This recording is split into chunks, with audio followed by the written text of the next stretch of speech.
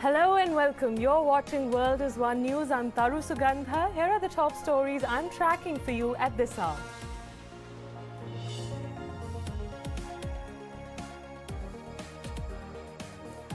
Lok Sabha Speaker Sumitra Mahajan is all set to convene an all-party meeting today with an aim to ensure smooth conduct of the budget session of Parliament.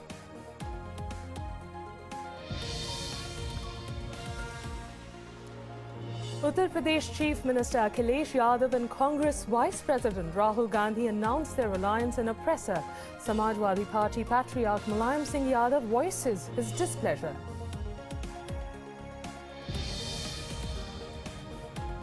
Donald Trump says US would resume issuing visas to all countries once secure policies are put in place over the next 90 days.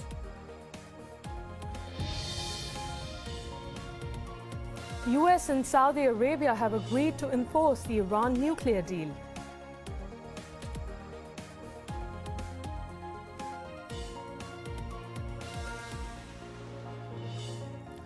Lok Sabha Speaker Sumitra Mahajan will convene an all-party meeting today ahead of the budget session of Parliament tomorrow.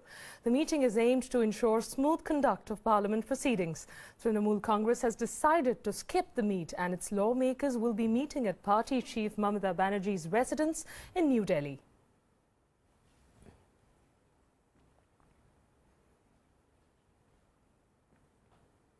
Around 70,000 tax officers and employees in India will wear black bands at work today. This is to protest against some of the recent decisions taken by the GST Council. The officers are observing a black day today and called the decisions in favour of the state.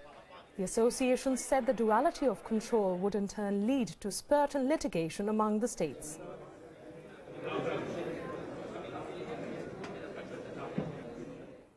The Election Commission has directed Goa Chief Election Commissioner to register a case against Delhi Chief Minister Arvind Kejriwal. This is for allegedly violating the Model Code of Conduct. On January 8th, Kejriwal reportedly asked the voters to accept money from other parties, but vote for the Aam Aadmi Party during an election rally in Goa. He asked voters to demand Rs 10,000 from political parties if they offer Rs 5,000 in exchange for their vote. Meanwhile, the Aam Aadmi Party maintained that Kejriwal's remark did not amount to inducement or abetment of bribery and no FIR can be registered.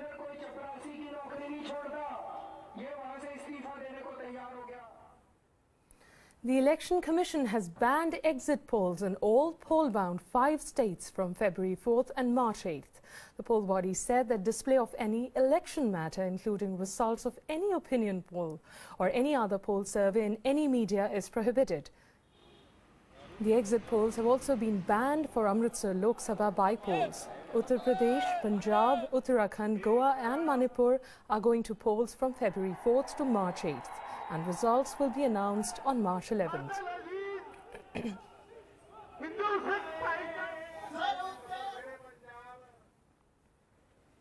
Days after forming an alliance for the upcoming Uttar Pradesh Assembly election polls, Congress Vice President Rahul Gandhi and Uttar Pradesh Chief Minister arrived in Lucknow for a joint press conference.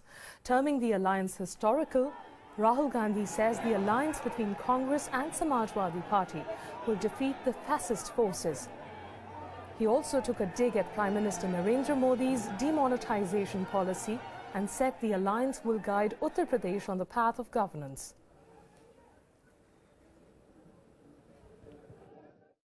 ये हमारा vision है। हम चाहते हैं कि UP के युवाओं को, यूपी के लोगों को पता लगे कि उत्तर प्रदेश जवाब दे रहा है, रिस्पांस दे रहा है। उत्तर प्रदेश के डीएनए में क्रोध, गुस्सा नहीं है। उत्तर प्रदेश के डीएनए में भाईचारा है, प्यार है, प्रगति है।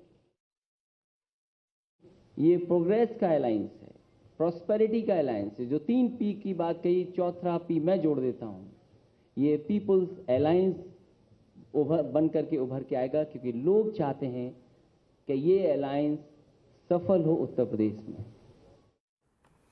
Just days ahead of UP Assembly elections, Samajwadi Party patriarch Mulayam Singh Yadav voiced his displeasure over the Samajwadi Party and Congress alliance.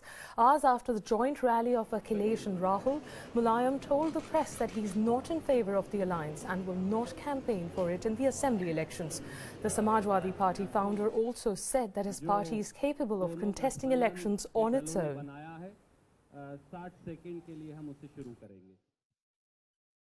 Samajwadi party और कांग्रेस के चुनावी समझौते के मैं खिलाफ हूं और मैं इस समझौते के पक्ष में प्रचार नहीं करूंगा।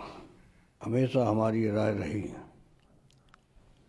कि हम कांग्रेस से मिलकर चुनाव नहीं लड़ेंगे, क्योंकि हमारी समाजवादी पार्टी सक्षम है अकेले चुनाव लड़ने के लिए। हम सब मिलकर चुनाव लड़ रहे हैं, सीटों का डिस्ट्रीब्यूशन हो चुका है। बहुत हम लोग प्रसन्न हैं कि हम नेतृत्व में अपने माननीय मुख्यमंत्री के इस चुनाव को जीतने जा रहे हैं।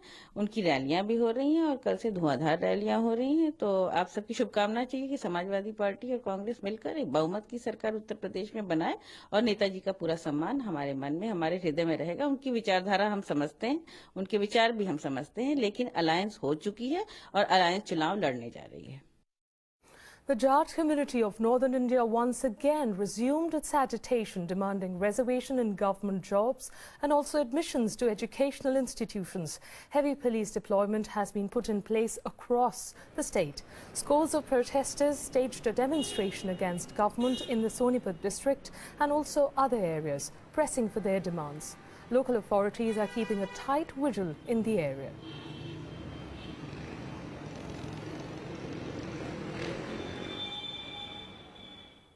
Authorities in the Indian state of Kashmir issued a high-danger avalanche warning for the next 24 hours. According to officials, high-danger avalanche warning will exist in avalanche-prone slopes like Kupwara, Bandipora, Baramulla, Ganderbal, Kulgam, Budgam and the Kargil districts of Kashmir. They also advised people to take precautionary measures to avert any untoward incident. Recently, avalanches killed 14 Indian soldiers in the Gurez sector near the LOC.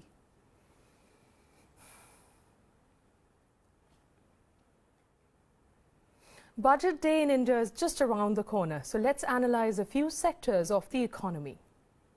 Compared with other countries, India has a very skewed tax structure. Most of our tax collections come from just 2 states. Most of our tax revenue comes from indirect taxes, making it a regressive tax structure. Our correspondent Saurabh Goenka does a deep dive for you with this story. Take a look.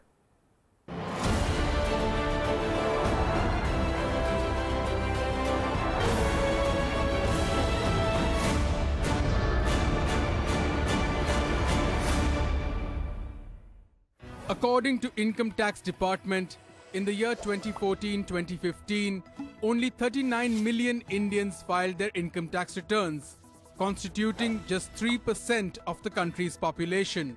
And out of these 39 million, around 16 million paid nil tax, bringing down the number of effective taxpayers to just 1.79% of the population.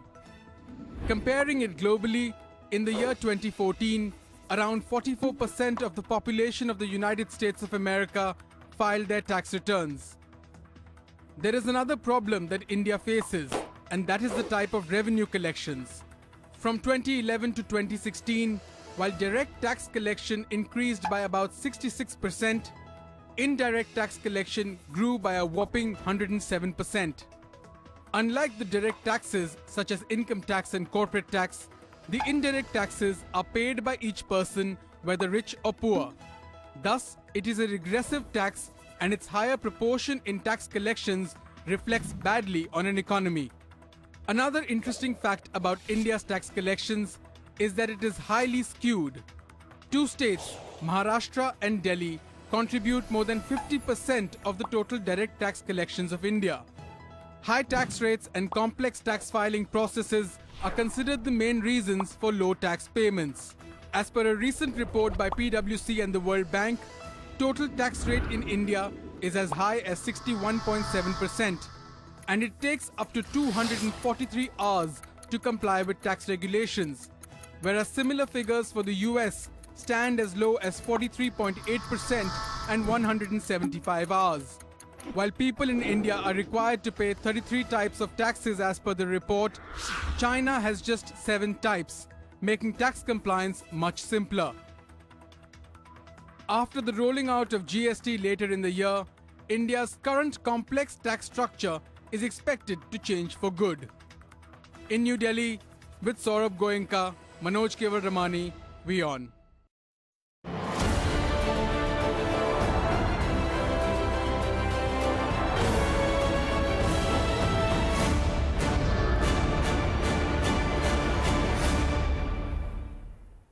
Moving on now, US and Saudi Arabia have agreed to reinforce the Iran nuclear deal. The stand was taken during an hour-long phone call between US President Donald Trump and Saudi King Salman on Sunday.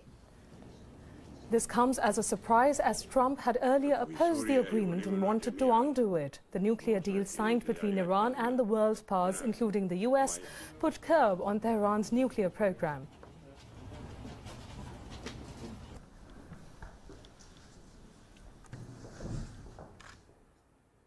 A top White House official has suggested that countries like Pakistan should be added to the list of countries whose citizens have been banned from entering the US. White House Chief of Staff Reince Priebus gave his remarks in an interview and said that steps should be taken to add more countries to the list. Trump recently signed an executive order banning immigration from Iran, Libya, Sudan, Yemen, Syria and Somalia.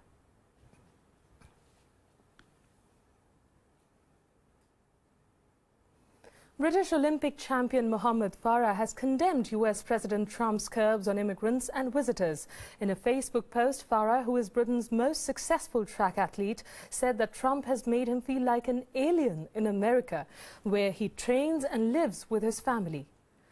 The Somalian-born has won gold in the 5,000 and 10,000 meters at the London Olympics. He has also received the honor of a knighthood from Queen Elizabeth II.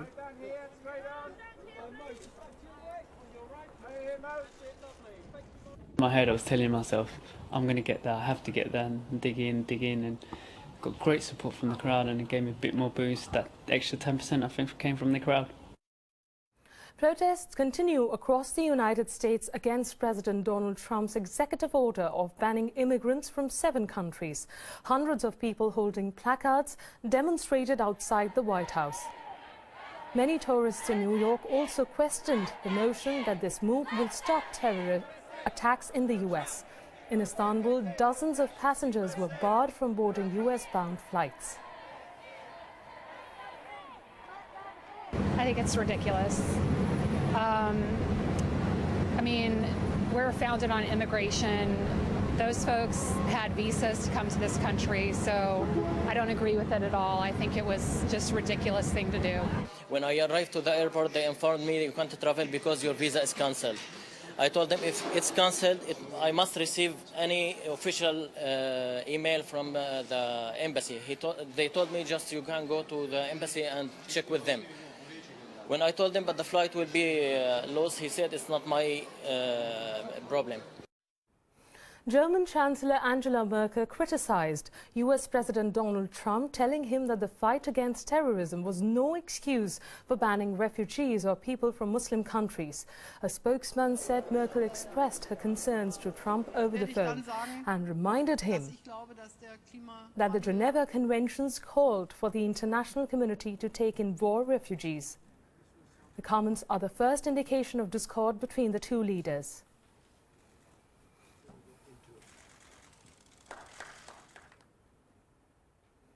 Trying to quell a backlash over his immigration order, Donald Trump said that US would resume issuing visas to all countries once secure policies are put in place over the next 90 days.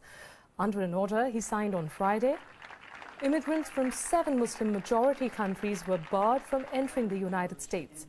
He also said green card holders won't be barred from returning to the US. A decision that draws large protests at many US airports and worldwide condemnation.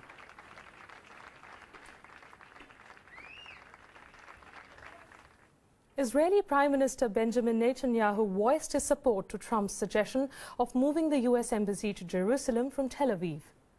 He, however, gave no time frame on when the embassy is going to move.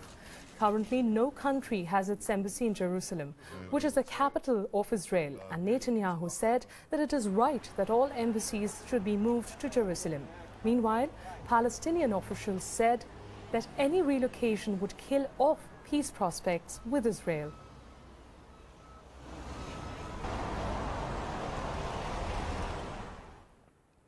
In a major assault against al-Qaeda militants in Yemen, the U.S. elite forces conducted a pre-dawn raid at Baida province, killing 41 suspected al-Qaeda militants and 16 civilians. 8 women and children were also among those killed in the raid. According to reports, 3 prominent figures who have strong links to al-Qaeda were killed in the attack. A U.S. soldier has also been killed in the operation, while 3 more servicemen got injured.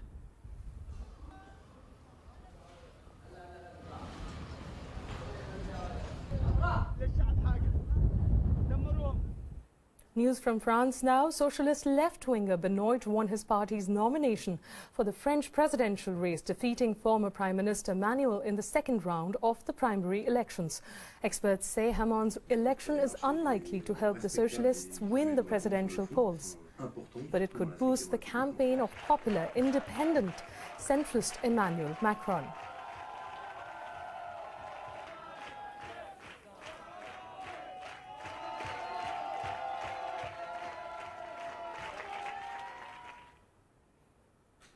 Let's take a short break now. More news coming up on the other side.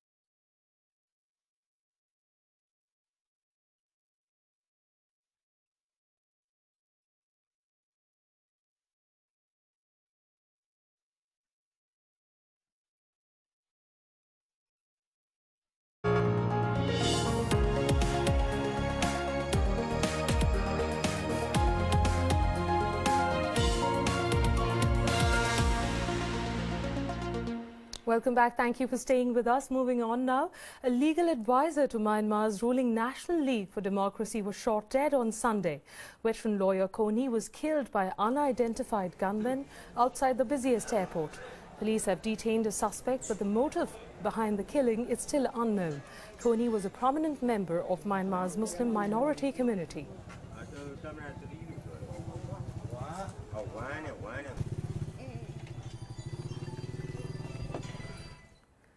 Firefighters are still trying hard to control the raging forest fires in Chile. The massive forest fire has spread to affect around 480,000 hectares of land, which is more than twice the area of New York City. Around 110 fires are still raging in Chile and so far have claimed 11 lives, including that of some firefighters and police officers.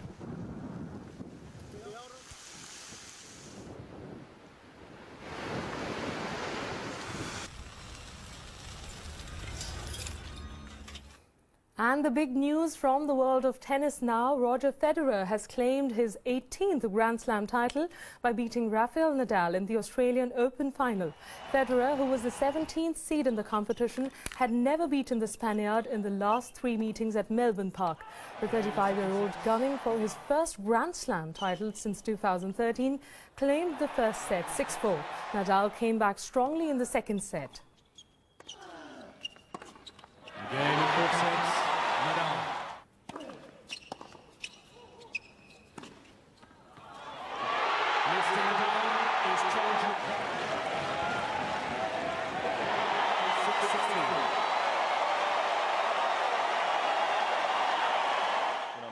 I'm happy for you. I would have been happy to lose too, to be honest. The comeback was perfect as it was. So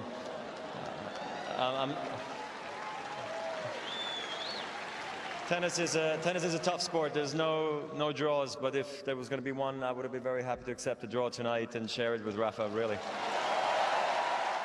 World of cricket now. Recently, Jasprit Bumrah's heroic performance has helped India beat England by 5 runs in the second T20 game at Nagpur. The visitors opted to field after winning the toss and put India back on the back foot. Only 3 batsmen took their score to double digits. Rahul's 71 proved crucial as Manish Pandey added 30 late in the innings, as the hosts managed a total of 144 runs, losing 8 wickets in the process. It shifted momentum in the 20th over, first ball to 20th over, losing a batsman who has faced 40 balls on a wicket that's not that easy to time on is quite a bit of a hammer blow, and it's proved very costly. All things considered, you know, a couple of decisions didn't go our way. The world of football now. Manchester United eased past Championship side Wigan Athletic 4-0 in the FA Cup on Sunday. The game started slowly, with United struggling to break through a compact defence from second-tier side. Wigan United's Belgian midfielder Marlon Fellaini met Bastian Schweinsteiger cross with a header past Wigan goalkeeper Jacob.